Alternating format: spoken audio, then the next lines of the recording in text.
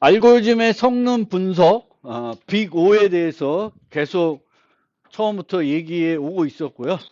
이제는 좀 더 구체적으로 그 빅 O의 정의를 살펴보겠습니다.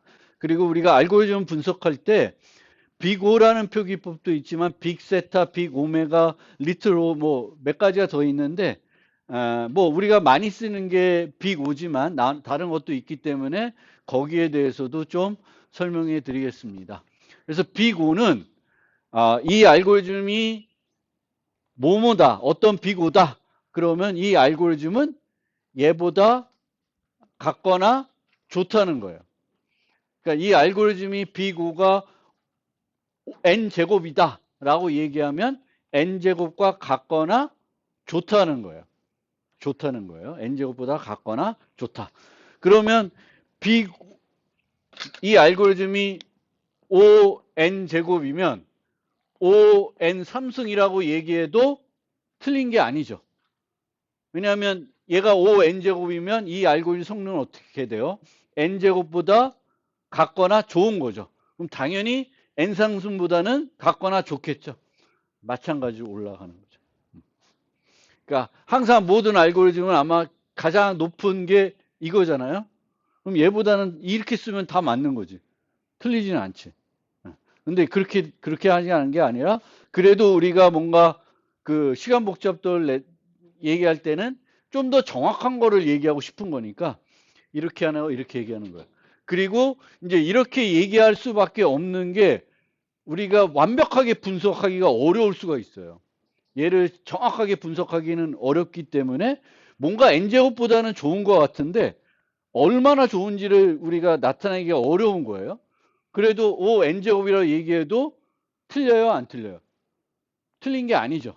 그래서 빅 O는 이제 그렇게 우리가 대략적으로 분석할 수 있기 때문에 이제 빅 O를 쓰는 거예요. 만약 우리가 실제 알고리즘을 좀 더 정확하게 분석할 수 있다 그러면 얘보다 다른 표기법을 쓸 수가 있습니다. 근데 이제 주로 우리가 빅 O를 쓰는 건 대략 짐작 이렇게 대충 분석을 하는 거고요. 그리고 정확하게 하기가 어려운 경우도 많습니다. 그럴 때 이제 빅오가 좋은 거죠. 그래서 빅오는 이게 이제 내가 분석하는 알고리즘인데 이 알고리즘이 어떤 fn의 어떤 상수를 곱했을 때 어떤 시점이 되면 항상 밑에 있는 거예요. 밑에 있다는 거는 입력이 커지면 커져도 속도가 어떻게 해야 돼요? 느린 거죠. 얘보다는 느리게 증가하는 거. 속도가 느리게 증가한다는 거는 성능이 더 빠르다는 거죠. 그래서 밑에 항상 있으면 이, 이 알고리즘 T에는 요 FN, OFN이다라고 얘기하는 거예요. OFN과 같거나 좋다라는 거예요. 그러니까 그래프상에 아래 있는 거고 아래 있다는 거는 n이 증가하더라도 그 시간이 늘어나는 그 비율이 빠르지 않다는 거죠. 그러니까 더 느려지지 않는다는 거예요. 그래서 실제 증명하려면 뭐 이런 걸 갖고 해야 되는데 이제 대충 이렇게 보시면 돼요. 그래서 얘를 이제 upper bound 상한이다. 근데 상한이라 그러면 조금 이렇게 거꾸로 얘기하는 것 같은데 어쨌든 얘를 이제 우리가 그 시간 복잡도 분석에서는 비고는 상한을 얘기한다. upper bound. 얘보다 나쁘지는 않다. 이런 얘기예요. 나쁘진 않다. 좋지 않다. 이 거꾸로 얘기해야 될 것 같은데 좀 헷갈리는 면이 있는데 어쨌든 비고는 그냥 우리가 알기에는 주어진 것보다는 같거나 좋다라는 얘기입니다. 얼마나 좋은지는 모르는 거고요.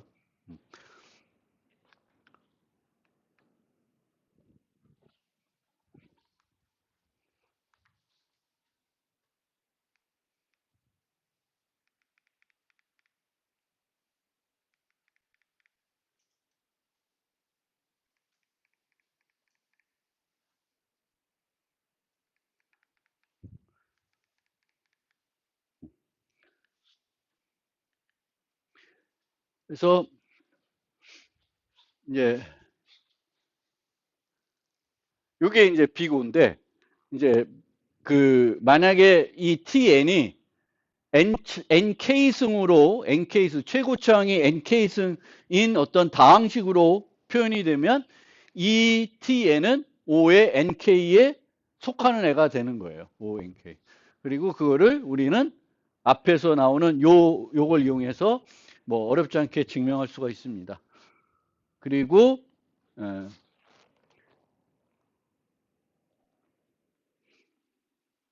그리고 NK이면 NK-1은 될 수가 없습니다. 그것도 우리가 증명을 할 수가 있습니다.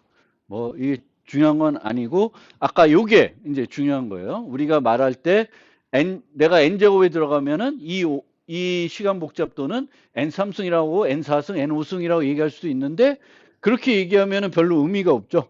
그래서 가장 타이트하게 얘기할 수 있는 그거를 찾아야 되겠고 그걸 가지고 우리가 시간 복잡도를 얘기합니다. 그래서 얘가 nk에 소속되고 n보다 큰 k에 대해서는 et에는 다 소속되어 있습니다. 그래서 가장 그래도 좀 이 알고리즘을 대표할 수 있는 시간 복잡도에 근접하게 얘기하고 싶은 거예요. 비교로. 근데 그걸 못하기 때문에 대략적으로 해서 저렇게 표현하는 거고요.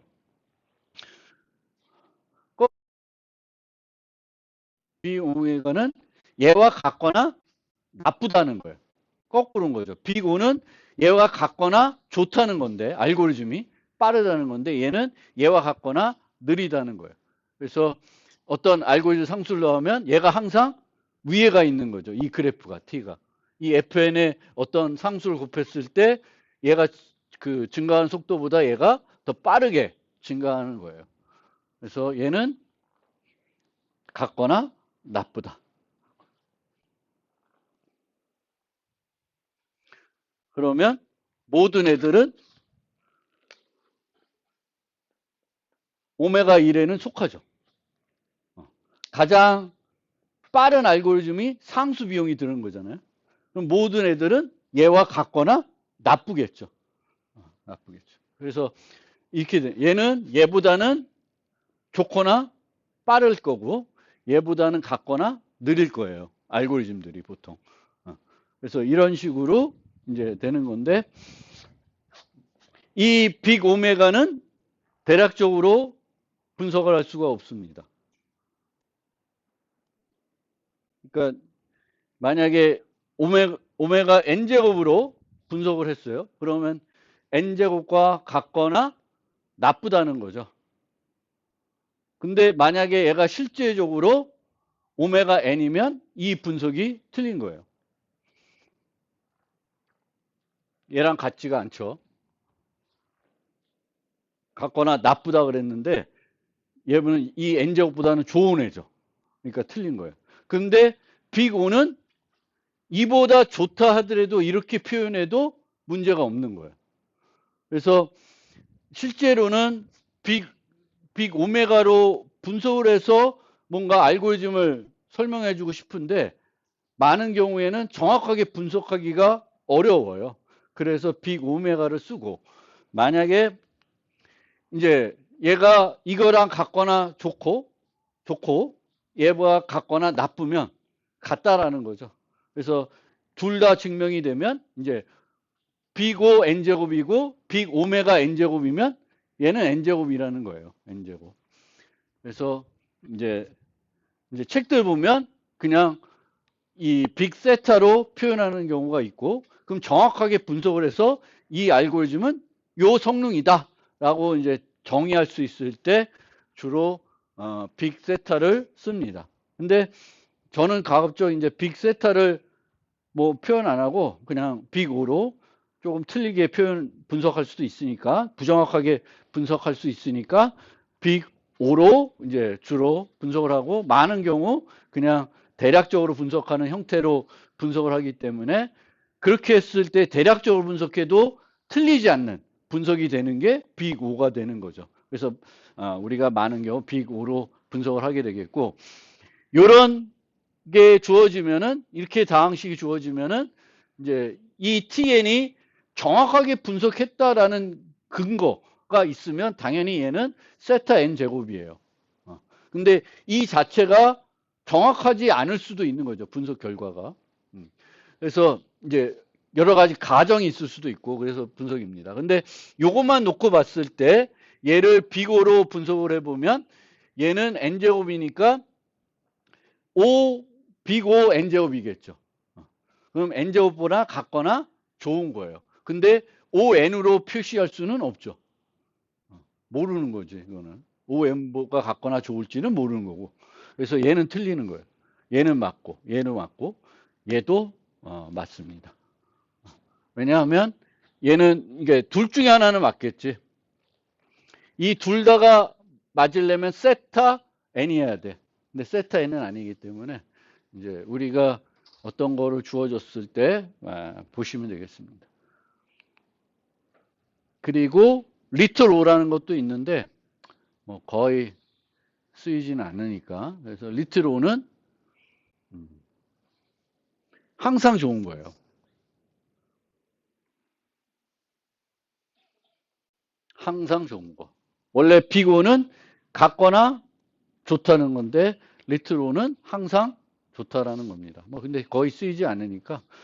그래서 이렇게 다이어그램으로 표시해 보면 여기에 있는 애들은 다 ON제곱에 속하는 애들이에요. N제곱과 같거나 좋은 애들이거든요. N제곱과 좋은 애들. 그리고 이 애들은 이제 N제곱과 같거나 나쁜 애들이죠. 나쁜 애들.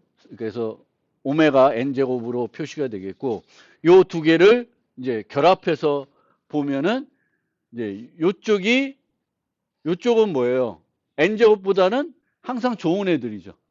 그래서 얘를 원래는 리틀 오라고 표현하는 거고요. 요거까지가 이제 빅 오가 되겠고, 요 가운데 있는 애들이 이 교집합에 있는 요 애들이 빅 세타 n제곱이 되는 거고, 여기 있는 애들이 여기 있는 애들 아니라 요 합쳐서 이제 오메가 n 제곱이 됩니다. 뭐 그런 것들이 있는데 우리는 이제 주로 이제 정확하게 분석하기가 계속 반복적으로 말씀드리지만 정확하게 분석하기가 어렵기 때문에 주로 빅 O를 이용해서 분석을 합니다. 그리고 만약 내가 정확하게 분석할 수 있다 그러면 이제 그 세타로 표현하는 경우가 빅 세타로 표현하는 경우가 많이 있습니다. 그래서 이렇게 분석해 가지고 우리의 목적은 이 알고리즘이 어느 수준의 알고리즘이냐, 요 표준 복잡도 중에 어디에 속하냐 그거를 찾고자 싶은 건데 기본적으로 있는 것들이 이 상수 시간 이거는 입력이 커지든 뭐 어떻든 항상 입력과 무관하게 일정한 시간이 소요되는 경우죠. 그래서 우리가 최상의 제일 좋은 형태가 이제 O1이 되겠죠. 근데 O1에 만들 수 있는 건 그렇게 많지는 않겠죠. 어떤 입력 데이터가 있으면 보통은 그 입력 데이터를 한 번쯤은 다 봐야 뭔가 답을 찾을 수 있는 경우가 대부분입니다. 그러니까 최소 이제 입력 크기에 비례한 비용이 알고리즘들이 많이 소요하겠죠. 그거를 줄이는 경우는 그렇게 많지는 않고요. 그 다음에 로그 n 비용이 소요되는 거예요. 그래서 상수 비용이 할 수 없으면 그 다음에 로그 n 비용이 할 수 있는지 살펴볼 수가 있고요. 로그 n은 한 번에 이제 문제의 크기를 반씩 줄일 수 있으면 이제 로그 n이 되는 거죠. 로그 n. 그래서 대표적으로 로그 n이 그 소요되는 알고리즘은 우리가 잘 알고 있는 이진 검색이 되겠습니다. 그래서 정렬이 되어 있어야 이진 검색을 할 수 있고 중앙 걸 본 다음에 크거나 작으냐에 따라서 반은 후보에서 배제가 되는 거죠.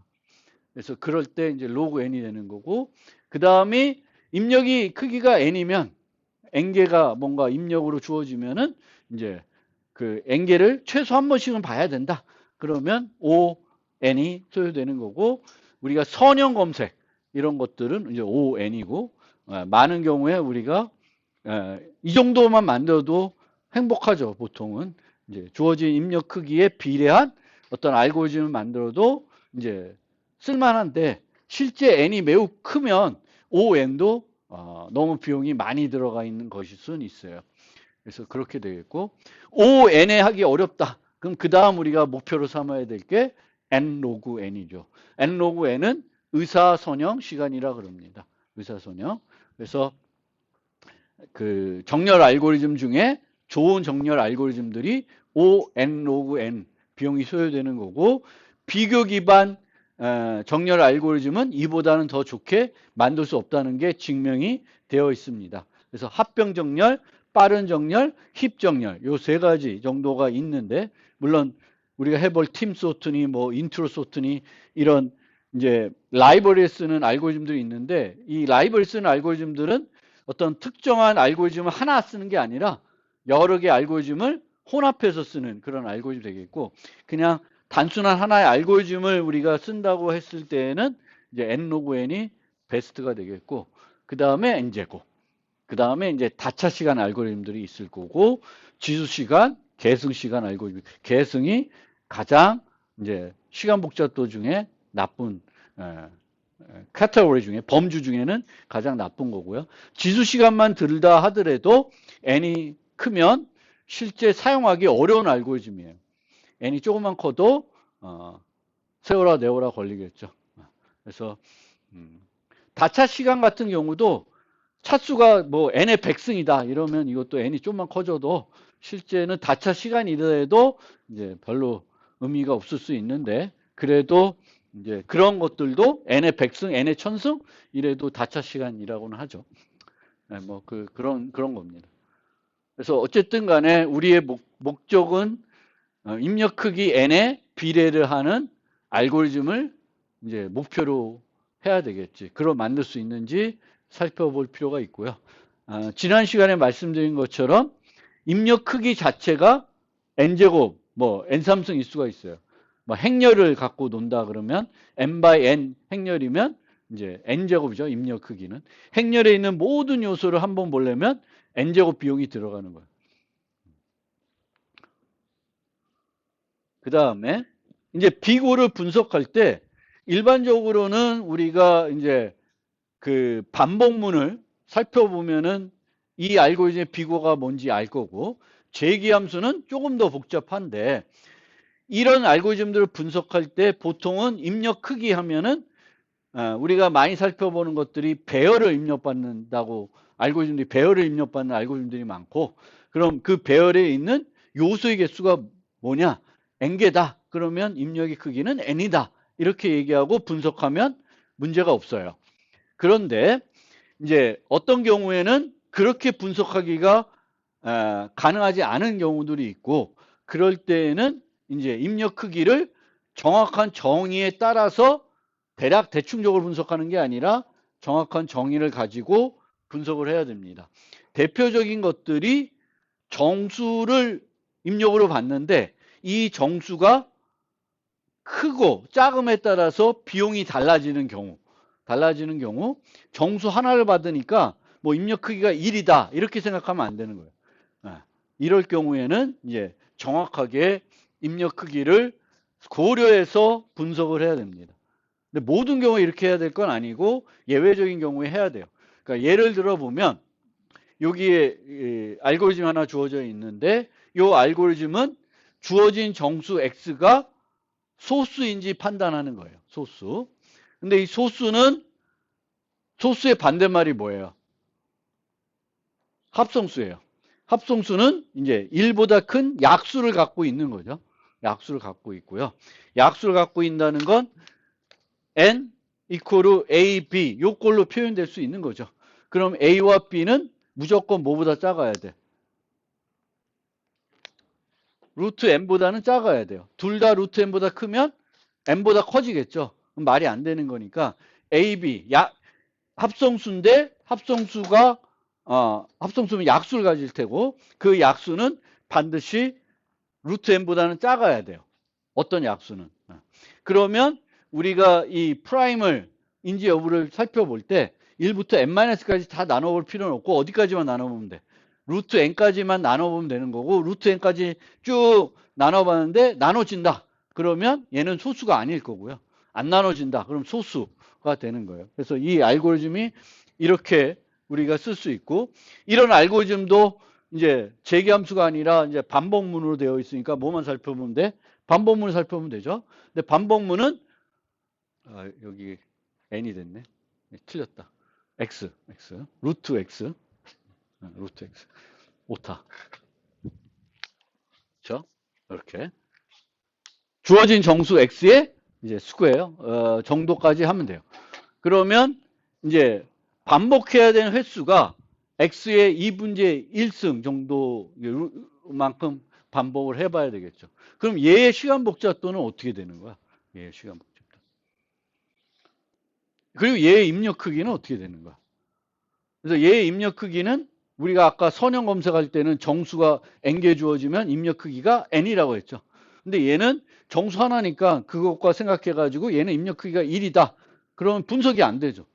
얘는 당연히 x가 커지면 커질수록 반복해야 되는 횟수는 늘어나죠.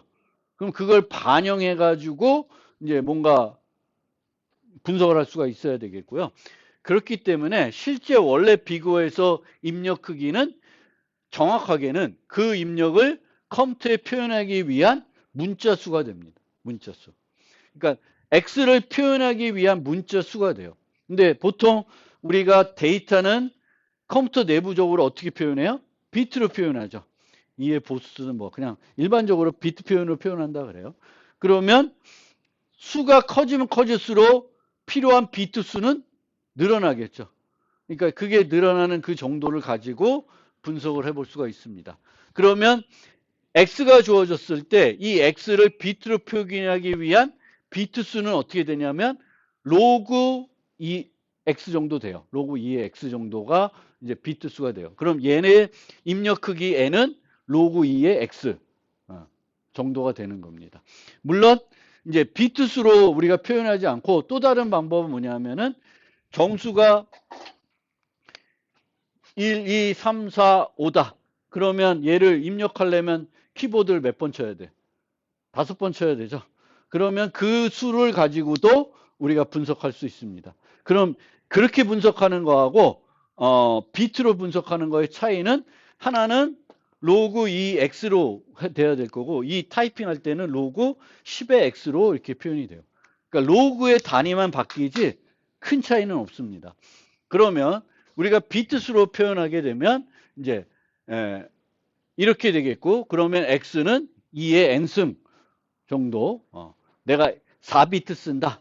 그러면 이제 x가 뭐 이렇게 되면 그 정도 되는 거죠. 그러면 이제 우리가 분석한 tx는 x의 2분의 1승이에요. 요만큼 2에서 루트 x까지 쭉 가야 되니까 최악의 경우 가야 되니까 이만큼 비용이 들어가는 거죠. 그러면 얘를 이제 입력 크기로 분석해야 되니까 입력 크기가 n비트이면은 어느 정도 소요되냐면 2의 2분의 n승이 되는 거예요. 그러면 얘를 우리가 2분의 n승이든 몇 승이든 어쨌든 어떤 a의 n승으로 표현되기 때문에 얘는 무슨 시간이 돼요? 지수 시간이 되는 거예요. 그러니까 비트가 한 비트 올라갈 때마다 필요한 개수가 2배, 2배 계속 늘어나는 거죠. 많이 늘어나는 거예요. 그래서 지수 시간 알고리즘이에요. 되게 시간 복잡도가 높은 알고리즘입니다. 이 알고리즘. 이제 증가가 되는 거예요. 그래서 이제 이런 알고리즘을 분석할 때는 이제 비고를 조금 더 정확하게 분석을 해야 돼요. 그러면 예전에 우리가 분석했던 선형 검색을 한번 생각을 해봅시다. 선형 검색은 이런 식으로 입력을 배열이 들어오고 이 배열에서 찾을 V 값이 입력으로 들어왔어요. 그러면 입력의 크기는 n 플러스 1인데 뭐 1은 버립시다. 그럼 n개의 정수가 들어오는 거예요. n개의 정수. 그러면 한 개의 정수를 우리가 이렇게 똑같이 분석을 할 수 있고 이게 어렵다고 생각하면은 보통은 우리가 입력 크기를 배열을 나타내면 32비트 정수 배열로 만들겠죠. 그러면 모든 정수를 다 32비트로 표현하면은 이제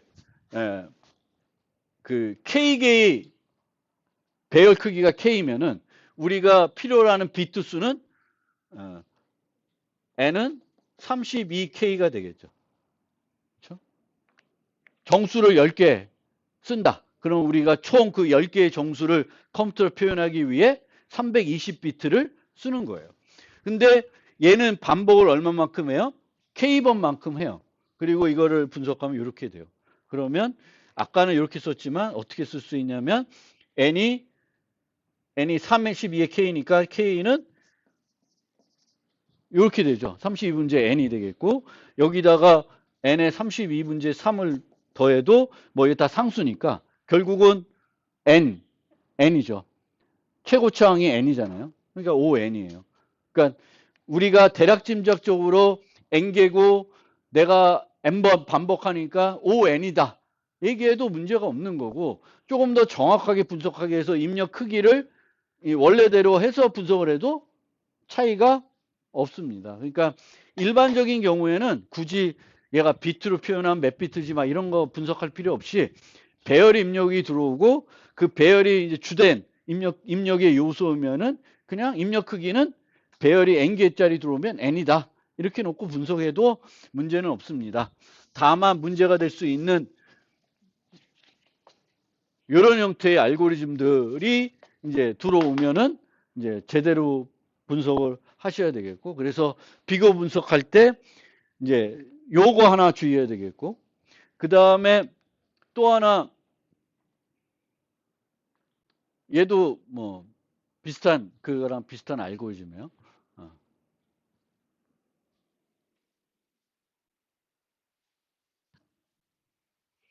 요 같은 경우도 소인수를 찾는 건데, 양의정수 x가 되어 있고, 이 x를 이제 이렇게 계속 나눠보는 거죠. 2로 나눠보고, 3으로 나눠보고, 4로 나눠보고, 쭉쭉쭉쭉 이제 계속 증가를 하면서 나눠보고 있습니다. 그래서 이런 알고리즘을 쓰는데, 얘도 어차피 x가 커지면 커질수록 해야 되는 일은 많아지겠죠. 그래서 이거를 대략적으로 이제 그 선형 검색을 분석하듯이 분석하기는 어렵고, 이제 정확한 비트 표현을 이용해 가지고 이제 분석을 하면 되겠습니다. 그 다음에 이제 빅5를 우리가 분석을 할 때 지금까지는 주로 ON 제곱, N 로그 N. 그러니까 변수가 하나만 나와요. 입력 크기 N 하나만 나오는데, 이제 분석하다 보면은 N 로그 N이 아니라 뭐 MN, M 플러스 N. 이렇게 두 가지 요소가, 두 가지 서로 다른 입력이 서로 시간 복잡도에 영향을 주는 거죠. 그랬을 때를 우리가 다중 변수 빅5라 그래요. 특히 다중변수 빅5가 어디서 많이 나타나냐면은 그래프 알고리즘을 우리가 처리해야 될 때 나옵니다. 그래프를 구성하는 두 가지 요소가 노드수와 간선수죠.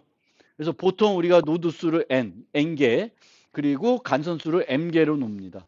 그래서 우리가 많이 알고 있는 BFS, DFS 알고리즘은 m 플러스 m이에요. m 플러스 m. 그래서 노드도 한번 살펴봐야 되겠고, 그 노드들을 연결하는 간선도 한 번을 살펴봐야 돼요. 그래야 탐색을 할 수가 있는 거예요. 그거보다는 어떤 간선은 보지 않고 어떤 노드는 보지 않고 검색을 할 수 있을까요? 하기 어렵겠죠. 모든 간선들을 따라가 봐야 되겠고, 모든 노드를 한 번쯤 방문해 봐야 어떤 노드가 있다, 뭐 없다, 뭐 그런 것 찾을 수 있기 때문에 이렇게 m 플러스 n으로 표현하는 겁니다. 그러면 이렇게 m 플러스 n으로 놓으면은 우리가 살펴봤던 커먼 오더에서 얘가 이 중에 어디에 속하는 거지? 선형인가 아닌가 막 좀 혼란스러울 수가 있습니다. 그런데 빅5는 항상 최종 목표는 똑같은 문제를 해결하는 여러 알고리즘을 비교하는 거잖아요. 비교하는 거예요. 그래서 뭔지 모르겠지만 어떤 알고리즘은 n 플러스 n이 소요되고 어떤 알고리즘은 n 곱하기 n이 소요돼. 그럼 어느 게 더 좋아요? 얘가 좋죠. 그러니까 그건 그렇게 비교하기 때문에 굳이 이렇게 다중변수 비교가 나왔을 때는 얘가 선형인지 2차인지 뭐 의사선형인지 그런 걸 신경 쓰지 말고 이제 몇 가지 주어진 알고리즘을 쓰면 그 알고리즘을 보고 그 알고리즘들의 결과합 시간 복잡도를 서로 비교해 보면 돼요. 서로 비교해 보면 그 비교 자체가 어렵진 않고요. 보통 이제 이렇게 됐을 때 아까 커먼 복잡도에 커먼 오더에 그거를 어떻게 되는지 좀 보고 싶어서 m과 n이 어떤 관계가 있을 수 있어요. 예를 들면 그래프에서는 일반적인 그래프에서는 간선수가 최대 n제곱 개가 있을 수 있습니다. 간선수가 m이. 그러면 간선수가 제일 많다고 가정을 하면은 OMN이면은 얘가 어떻게 돼요? ON 3승이 되죠. 간선의 3배가 되는 그 N 3승 비용이 들어가는데 얘는 어떻게 돼? 그럼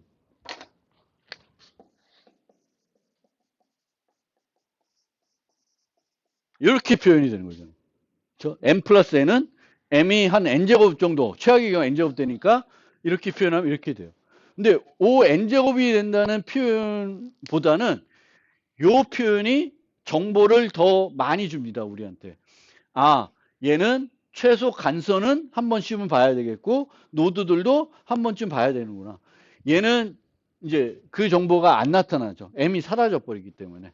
그래서 이런 경우에도 M이 고정되어 있고, M은 안 변하고, N이 변화해도 선형만 바뀌겠죠. 그래서 이제 우리가 다중변수 비교에서는 굳이 다른 변수를 또 다른 변수로 바꿔가지고 표현할 수 있다 하더라도 그렇게 바꾸지 않고 둘 다 나타나게끔 이제 표현하는 게 일반적인 이제 방법입니다.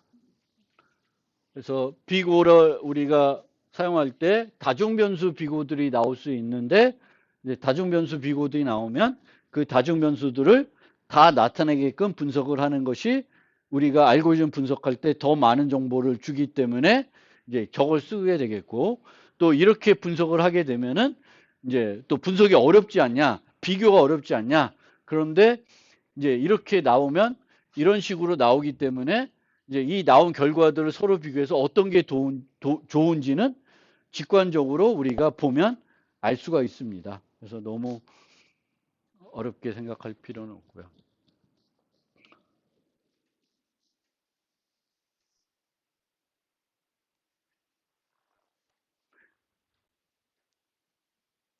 얘도 얘도 이제 다중변수 비교가 된 거죠.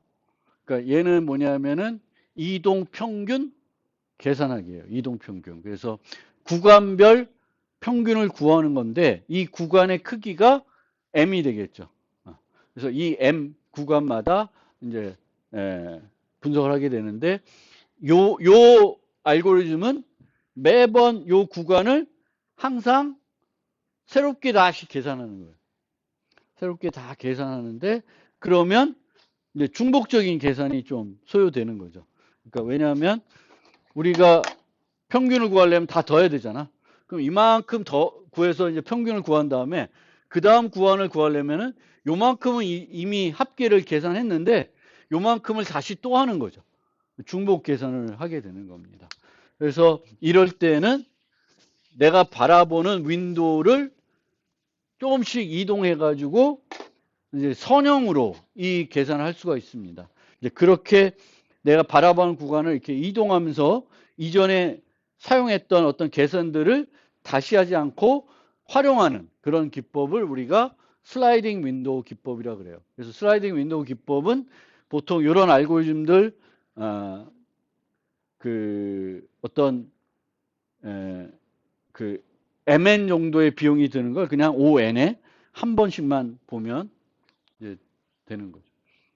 그래서 여기도 보면 이 중첩되어 있는 포문을 이제 나누고 있죠. 그래서 처음에 n-까지 하고 그 다음부터는 이제 뒤에 추가하고 앞에 빼고 뒤에 추가하고 앞에 빼고 뒤에 추가하고 앞에 빼면은 계속 그 구간들을 계산해 나올 수가 있죠.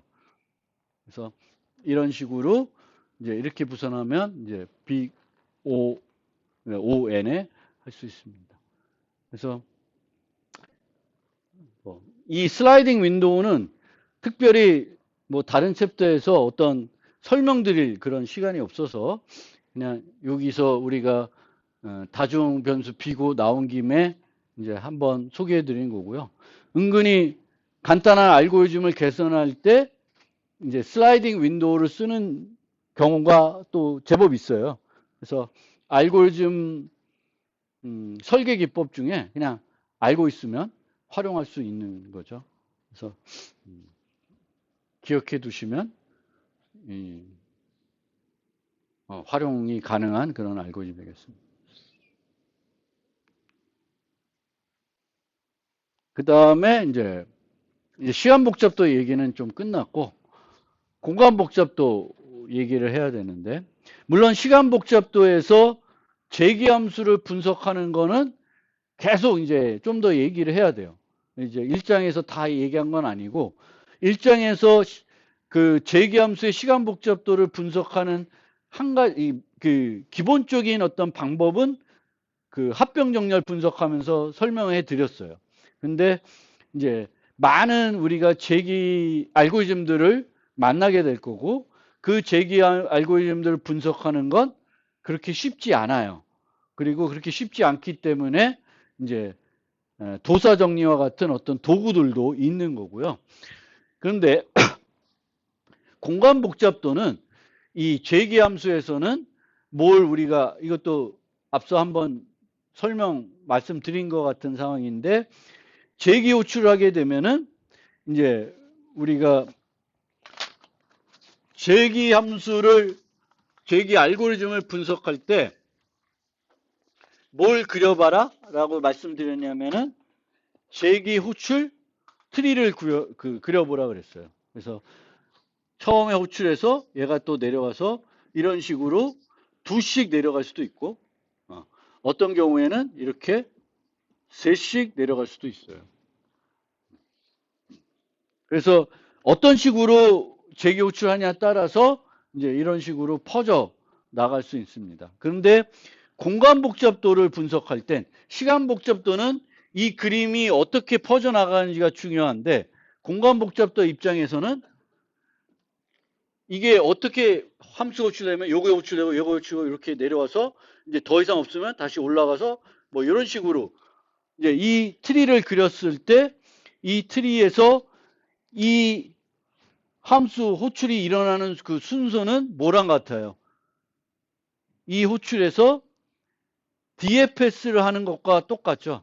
그래서 재기함수를 다 늘 DFS라고 이름 붙이는 사람들도 있는데, 그거는 조금 아닌 것 같은데, 어쨌든 이 재기 호출 트리를 그렸을 때 이 함수들이 호출된 순서는 이제 DFS하고 똑같습니다. 그래서 계속 안쪽으로 내려갔다가 다시 올라오고 또 내려가고 또 올라오고 뭐 이런 걸 반복하는데, 결국 이제 공간 복잡도니까 공간을 얼마나 많이 썼냐면은 이제 함수 스택, 그 재기 호출이 불러질 때마다 함수 스택이 쌓이죠. 이 함수 스택이 없어지지 않고 쌓이게 됩니다. 그러면 쭉 내려가서 어디까지 쌓이게 되냐면 이 높이만큼 쌓이는 거예요. 제일 많이 쌓일 때가 높이만큼 쌓여요. 그래서 그 높이만큼 쌓이는 그거를 분석을 해서 그걸 뭐 어디에 반영한다? 공간 복잡도에 반영하는 거예요. 공간 복잡도에 반영을 해야 됩니다. 그래서 재기 호출은 이 공간 복잡도에 그걸 반영해야 되겠고, 이 스택이 쌓이는 거를 없애는 한 가지 컴파일러 최적화 기술은 뭘까요?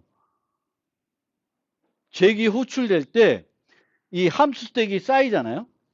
그 쌓이는 거를 안 쌓이게끔 하는 컴파일러 최적화 방법은 꼬리 재기로 만드는 거예요. 꼬리 재기. 꼬리 재기는 재기 호출이 맨 마지막 문장이어야 돼요. 그리고 이 함수로 되돌아와서 할 일이 없어야 돼요. 만약에 꼬리 재기로 재기 함수를 만들면은 모든 그게 다 그렇게 최적화하지 않지만, 꼬리 재기이면은 컴파일러가 최적화를 하면 재기 호출해도 뭘 안 쌓아.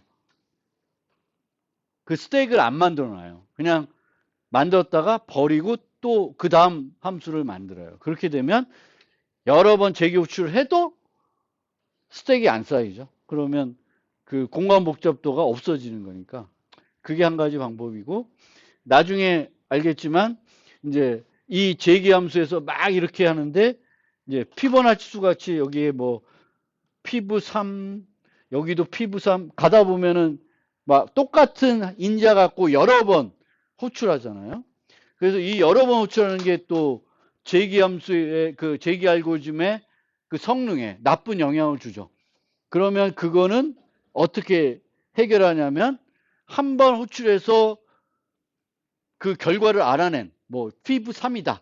그러면 피브 3은 저장해 놓는 거예요. 그래서 똑같은 그 인자를 갖고 내가 이미 해봤던 거가 호출되면은 재기 호출하지 않고 저장된 거에서 값을 줍니다. 그렇게 하는 거를 이제 메모이제이션이라 그러고, 이제 나중에 우리가 가장 어렵게 생각하는 다이나믹 프로그래밍의 한 종류가 메모이제이션이 있는 거죠. 태뷸레이션이라는 것도 있는데 메모이제이션이라는 것이 있어요. 그래서 다음 2장에 우리가 배울 내용이 전수조사하는 알고리즘 배우는 거예요. 근데 이 전수조사는 주로 어떻게 작성하냐면은 재기함수 갖고 작성해요. 왜냐하면 반복모 갖고 작성하기가 어려운 경우가 많아했어요. 그 전수조사의 경우에는. 예를 들면은 어떨 때는 포문이 4중이 돼야 되고 어떨 때는 5중. 그러니까 이 개수에 따라서 6중 돼야 되면 이거는 그 반복문 갖고 작성이 안 돼요. 항상 반복문을 3번만 해서 모든 걸 조사할 수 있으면 굳이 재기함수 안 짜도 되죠. 근데 그렇게는 안 짜는 거예요. 이렇게 반복적으로 짜면 될 것 같은데 요런 크기에는 뭐 중첩된 포문이 5번, 그 다음에 6번, 막 7번 돼야 되면 이거는 반복문 갖고 내가 만들 수 있는 게 아니잖아요. 그래서 이럴 때 뭘로 짜? 재기함수로 짜야 되겠고, 이 재기함수 짜는 것을 우리가 기계적으로 성능을 향상시킬 수 있는 한 가지 방법이 뭐냐면 메모이제이션이라는 거예요. 그래서 태뷸레이션은 어렵더라도 이제 우리가 다음 시간에 배운 전수조사를 잘 배워서 어떤 문제를 만났을 때 전수조사하는 재기 알고리즘은 쉽게 짤 수 있어야 돼요. 그게 이제 기본이 돼야 돼요. 그게 되면 그 다음은 또 저절로 또 돼요. 그리고 이제 그게 되면 기계적으로 메모이제이션 할 수 있으니까 이제 풀지 못하는 문제가 거의 없는 거예요. 이제 그러면서 그게 익숙해지면 이제 태뷸레이션 할 수 있으면 이제 좀 더 이쁘게 해결할 수 있지. 코드들이 이쁘게 재기함수 안 쓰고 반복문 갖고 해결할 수가 있는 겁니다. 그래서 이제 1장에서는 이제 그 성능 분석과 관련된 시간 복잡도, 공간 복잡도 관련된 얘기를 했고, 시간 복잡도는 일반적인 알고리즘은 반복문을 살펴봐라. 재기함수는 재기 호출 트리를 그려고 분석을 해야 되는 거가 될 거고, 이제 입력 크기는 그냥 대충 분석하면 되는데 대충 분석하면 안 되는 경우가 있어요. 대표적인 게 방금 봤던 뭐 정수 하나 받아서 그 정수의 크기에 따라서 비용이 비싸지는 것들, 이런 것들은 그냥 대충 분석하면 안 되고 정확한 입력 크기를 이용해서 이제 분석을 해야 되겠고, 다중 변수 비고는 굳이 하나로 줄이려고 하지 말고 그 변수들이 다 나타나게끔 해야 알고리즘과 관련된 다양한 정보들을 우리가 분석 결과로부터 볼 수 있기 때문에 m 플러스 n이면 그냥 m 플러스 n으로 두세요. 그게 더 올바른 분석 방법이 되겠습니다. 자, 오늘은 여기까지 해서 이제 1장을